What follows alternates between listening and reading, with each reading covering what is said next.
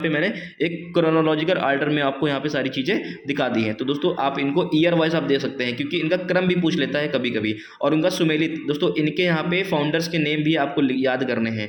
ठीक है, आशा करता हूँ दोस्तों आपको ये सारी फैक्ट क्या होंगे समझ में आए होंगे। दोस्तों ये क्वेश्चन इंपॉर्टेंट है, ठीक है, इससे एक दो क्वेश्चन जरूर देखने को मिलते हैं। दोस्तों ये इंपॉर्टेंट फैक्ट है, आजकल पेपर में इसी टाइप से पूछ रहे हैं, कॉन्सेप्ट पूछ रहे हैं कि दोस्तों की प्रार्थना समाज के अंतर्गत क्या क्या था, किन चीज़ों का समर्थक करते थे। ठीक है, अब जैसे यहाँ पे देखिए, यहाँ पे वेस्टर्न एजुकेशन के सपोर्ट में थे या फिर नहीं थे, वेस्टर्न एजुकेशन के अगेंस्ट में कौन कौन था।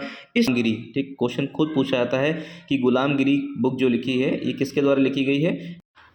Hello everybody, this is me Altamas Mansuri and you are watching educator Altamas 2.0। दोस्तों यहाँ पे मैं आपको कुछ इंपॉर्टेंट फैक्ट करवा रहा हूँ, ठीक है, which are most important for your upcoming examination. थोड़ा मैं डीप में जा करके बता रहा हूँ चीज़ों को, ठीक है। दोस्तों यहाँ पे एक पर्सनालिटी है, बहुत ज़्यादा हमेशा पूछी जाती है, ज्योतिबा फूले के बारे में। दोस्तों पहले बात, ये बिलोंग कहाँ से करते हैं। दोस्तों ये सतारा से बिलोंग करते हैं, ठीक है, माली कास्ट से रिलेटेड है, ठीक है। टाइटल इनको महात्मा का मिला हुआ है। 1827 में इनकी जन्म तिथि है, ठीक, 1890 तक इनका जीवन काल है, ठीक है। तो यहाँ पे इनका एम क्या था, अनटचेबिलिटी एंड ह्यूमन राइट्स के बारे में, ठीक है। यहाँ पे अनटचेबिलिटी, छुआछूत को ख़त्म करना और मानव अधिकार के बारे में बात करना, ठीक है। दोस्तों यहाँ पे ये इंस्पायर हो गए थे, ठीक, ये क्या थे, इंस्पायर थे, ठीक है। एक थॉमस पेन करके एक पर्सनालिटी है, ठीक, उनकी बुक्स थी राइट्स ऑफ मैन बुक, ठीक है, जो कि सोशल जस्टिस, सामाजिक न्याय के बारे में बात करती है, उससे इंस्पायर्ड थे, ठीक है। और दोस्तों ये यहाँ पे क्या करते थे, ठीक है, केवल ये शिक्षा को प्रमोट करते थे। And starts girls college in the Pune 1848, ठीक है। दोस्तों क्वेश्चन पूछता है क्या ज्योतिबा फूले ने कोई कॉलेज स्टार्ट किया था। अगर स्टार्ट किया था तो कौन सा कॉलेज था, ठीक है, विडो के लिए था या गर्ल्स के लिए था। तो दोस्तों यहाँ पे गर्ल्स कॉलेज है, ठीक है, 1848 में, ठीक है। फिर उसके बाद क्या है, इन्होंने एक पुस्तक लिखी हुई है, ठीक है, गुलामगिरी, ठीक, क्वेश्चन खुद पूछा जाता है कि गुलामगिरी बुक जो लिखी है ये किसके द्वारा लिखी गई है, ठीक है, और इसकी लैंग्वेज क्या है। तो दोस्तों मराठी लैंग्वेज में लिखी, किसमें लिखी गई, मराठी लैंग्वेज में लिखी है, ठीक है। इन्होंने दोस्तों एक सार्वजनिक सत्य धर्म, ठीक है, क्या, सार्वजनिक सत्य धर्म का भी, ठीक है, निर्माण किया। और दोस्तों इन्होंने सत्य शोधक समाज की भी क्या की, स्थापना की। अब दोस्तों यहाँ पे देखते हैं 1827 में क्या होता है, इनका जन्म होता है, ठीक है। और इनकी शादी किससे होती है, ठीक है, मैरिड टू सावित्री बाई से। किससे होती है, सावित्री बाई से होती है, ठीक है, जो कि इनकी एज 13 साल की एज में क्या हो जाती है, शादी हो जाती है 1848 में, ठीक है। गर्ल्स कॉलेज खोला कहाँ पे, पुणे में खोला। किसकी मदद से खोला था, वाइफ की मदद से खोला था, ठीक है। तो इंस्पायर किससे थे, रीड थॉमस पेन की किताब थी जिससे ये इंस्पायर थे। और दोस्तों इन्होंने फोकस किस पे किया, ये क्वेश्चन दोस्तों एक क्वेश्चन इस पे भी पूछता है कि इनका जो फोकस एरिया था वो किस पे किया था उन्होंने। तो दोस्तों इन्होंने वीमेंस के ऊपर और दलितों के ऊपर इनका क्या था, विशेष ध्यान था, ठीक, महिलाओं और दलितों के बारे में बात करते थे, ठीक है। 1872 में इन्होंने किताब लिखी है गुलामगिरी, जो कि किस भाषा में लिखी है, मराठी भाषा में लिखी हुई है, ठीक। 1873 में इन्होंने क्या किया, सत्य शोधक समाज की स्थापना की है। 1890 में क्या होती है, इनकी मृत्यु हो जाती है। और इसके बाद क्या होती है, सार्वजनिक सत्य धर्म की क्या होती है, स्थापना होती है। आशा करता हूँ दोस्तों ज्योतिबा फूले से रिलेटेड जितने भी पॉइंट हैं आपको समझ में आ गए होंगे। चलिए दोस्तों मैं कुछ और पर्सनालिटी कवर करता हूँ। यहाँ पे मैं बात कर लेता हूँ स्वामी विवेकानंद जी के बारे में। दोस्तों इन्होंने न्यू हिंदुइज्म की क्या की, स्थापना की। दोस्तों ये मूर्ति पूजा में विश्वास करते थे। राजयोग, कर्मयोग, ज्ञान योग इनसे एसोसिएट है, ठीक है। प्रैक्टिकल वेदांत की बात करते थे। इन्होंने पहला लेक्चर जो अपना दिया था 1893 में, ठीक है, वर्ल्ड रिलीजन पार्टी में दिया था, शिकागो में। इनका पहला लेक्चर कहाँ पे था, शिकागो में था। इनका दूसरा लेक्चर जो होता है वो लंदन में होता है 1896 में। इन्होंने वहाँ पे प्रैक्टिकल वेदांत के बारे में बात की है, ठीक है। अब दोस्तों यहाँ पे क्या, 1897 में इन्होंने रामकृष्ण परमहंस की स्थापना की, जिसका हेडक्वार्टर कहाँ पे था दोस्तों, कोलकाता में था, ठीक है। और इनकी एक शिष्य बनी जिनका नाम था सिस्टर निवेदिता। इनकी शिष्य का नाम था क्या क्या था, सिस्टर निवेदिता था।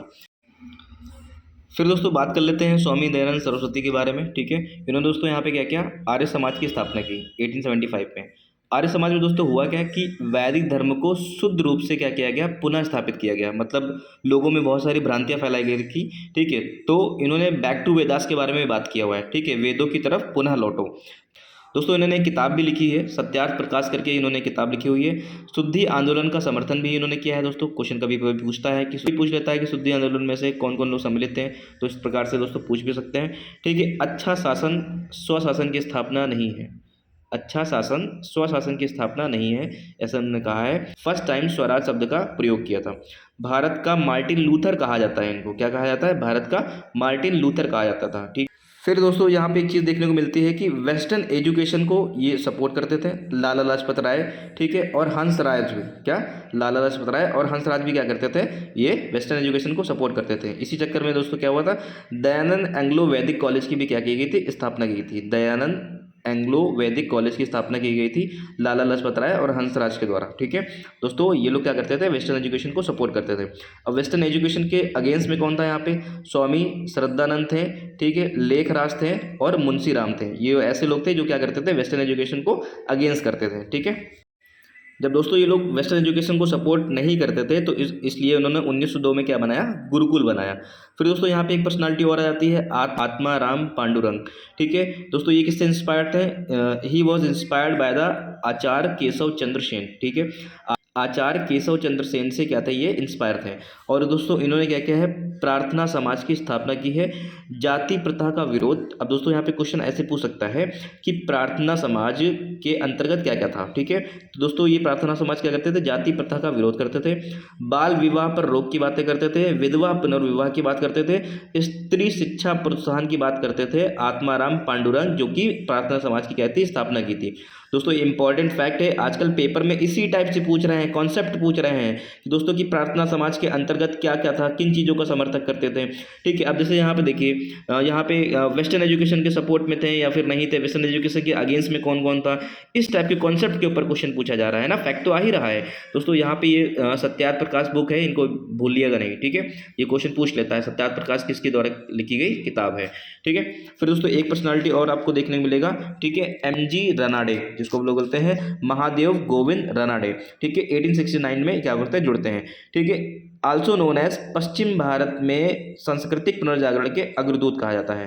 क्या, पश्चिम भारत में सांस्कृतिक पुनर्जागरण के अग्रदूत किसको बोला गया है, MG रनाडे बोल सकते हैं इनको शॉर्ट में, और इनका नाम है महादेव गोविंद रनाडे, ठीक है दोस्तों। इनको वहाँ पे आप अच्छे से ध्यान दे लीजिएगा, ठीक है। ये सारे फैक्ट जो हैं इंपॉर्टेंट हैं आपके अपकमिंग एग्जामिनेशन के लिए। फिर दोस्तों यहाँ पे क्वेश्चन दिखता है, देव समाज 1887, ठीक है, बाय शिव नारायण अग्निहोत्री, ठीक है। देव समाज की स्थापना किसने की है, शिव नारायण अग्निहोत्री ने की है, ठीक है। पूर्व अनुयायी थे किसके, ब्रह्म समाज के, क्या, पहले ये अनुयायी थे किसके, ब्रह्म समाज के अनुयायी थे, ठीक है। देव समाज, ठीक है, देव शास्त्र के बारे में बात करते हैं। फिर 1873 में मैंने बताया था सत्यशोधक समाज की स्थापना हुई थी, ठीक है, जिसके संस्थापक कौन थे, ज्योतिबा राव फूले थे, ठीक है। आप दोस्तों यहाँ पे एक क्रम देख लेंगे, ठीक है, क्रोनोलॉजी कभी कभी पूछ लेता है, ठीक है। आत्मी सभा राजा राम मनोहर राय, ठीक है, एकेश्वरवाद मतलब एक भगवान में विश्वास करते थे। ब्रह्म समाज राजा राम मोहन राय, ठीक है। उसके बाद दोस्तों क्या होता है, ब्रह्म समाज राजा राम मोहन राय से इंस्पायर्ड होकर के तत्वबोधिनी सभा, ठीक है, देवेंद्रनाथ टैगोर ने खोला। उसके बाद दोस्तों क्या होता है, प्रार्थना समाज की स्थापना होती है। उसके बाद क्या होता है, सत्यशोधक समाज की स्थापना होती है। उसके बाद क्या होता है, आर्य समाज की स्थापना होती है। उसके बाद क्या होता है दोस्तों, देव समाज की स्थापना होती है। उसके बाद रामकृष्ण मिशन की क्या होती है, स्थापना होती है। दोस्तों यहाँ पे मैंने एक क्रोनोलॉजिकल ऑर्डर में आपको यहाँ पे सारी चीजें दिखा दी हैं, तो दोस्तों आप इनको ईयर वाइज आप दे सकते हैं, क्योंकि इनका क्रम भी पूछ लेता है कभी कभी, और उनका सुमेलित, दोस्तों इनके यहाँ पे फाउंडर्स के नेम भी आपको याद करने हैं, ठीक है। आशा करता हूँ दोस्तों आपको ये सारी फैक्ट क्या होंगे, समझ में आए होंगे। दोस्तों ये क्वेश्चंस इंपॉर्टेंट है, ठीक है, इससे एक दो क्वेश्चन जरूर देखने को मिलते हैं, आप दोस्तों इनको अवॉइड नहीं कर सकते हैं। तो दोस्तों आशा करता हूँ आपको ये सारे फैक्ट समझ में आए होंगे। So thank you so much for watching this video. जल्दी मिलता हूँ नेक्स्ट वीडियो में और ज़्यादा इंटरेस्टिंग फैक्ट के साथ में।